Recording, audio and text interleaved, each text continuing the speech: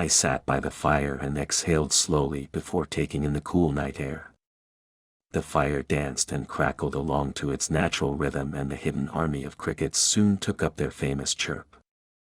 This time used to be my favorite part of camping, just immersing myself in the calm solitude these mountains never failed to provide while watching dusk fade to night was always the perfect way to end a long day spent in the woods. I was deep in thought when something pulled me quite violently out of my thoughts and filled me with dread. I felt like I was being watched. The crickets had stopped and been replaced by a low, almost musical, humming that seemed to come from all around my camp, just outside the firelight. I peered into the inky abyss between the trees illuminated by my fire, attempting in vain to find the source of this noise. I have a history of occasional auditory hallucinations, usually before and after sleep, so I chalked it up to exhaustion and decided to turn in for the night. After kicking out my fire, which was already burning low, the humming seemed to slowly get louder and closer, but I still thought it was only a hallucination at the time, so I ignored it and continued over to my tent. By the time I was zipped up in my sleeping bag, the humming was nearly deafening, so I sat curled up in the fetal position at the bottom of the sleeping bag with my hands clutched over my ears. The noise was still growing closer, to the point where I felt it more than heard it, the sound of a freight train thundering all around my camp, vibrating the very earth I was laying on.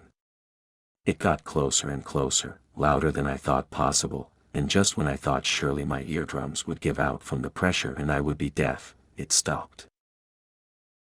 At this point, I was too shaken to move or really do anything.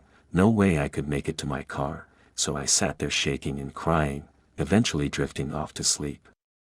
When I woke up, the events of the night before were completely off my mind. I lazily started a fire to make breakfast and coffee, and it wasn't until the coffee was halfway brewed and I was absent-mindedly staring into the open flame that the trauma I had experienced the night before slowly started seeping its way back into my thoughts.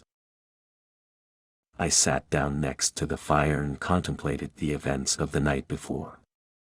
No hallucination I have ever experienced has ever been louder than a normal speaking voice, and perhaps more importantly, I felt the ground shake with my whole body, and my hallucinations have never been more than auditory. I knew logically that it couldn't be a simple hallucination, but at the time I was a strict skeptic and another explanation eluded me, so I decided to continue my camping trip. Not only that, but I already took the time off work and wouldn't get another chance to come out here for a while, so I desperately didn't want to shorten my already limited time camping.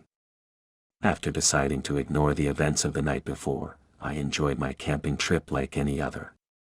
I hiked, fished, and even went for a very cold swim in the nearby lake. My trauma, almost entirely forgotten in the light of the day, was easy to ignore without any physical evidence or lasting damage.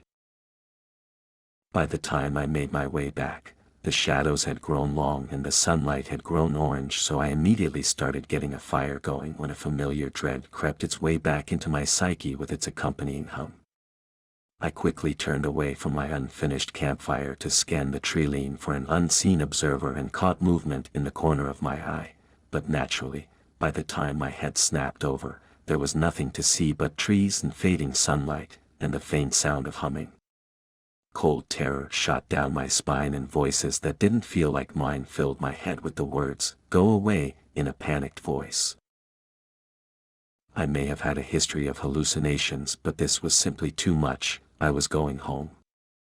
I started taking down my tent, hoping to get cleaned up before the sun left me alone in the dark, but the feeling of dread was growing worse and the sun was fading faster than I thought it would. I was still struggling to fit everything in the bag with shaking hands when I looked up to watch the last holdouts of sunset fall beneath the horizon and felt a much worse sense of dread settle deep within me.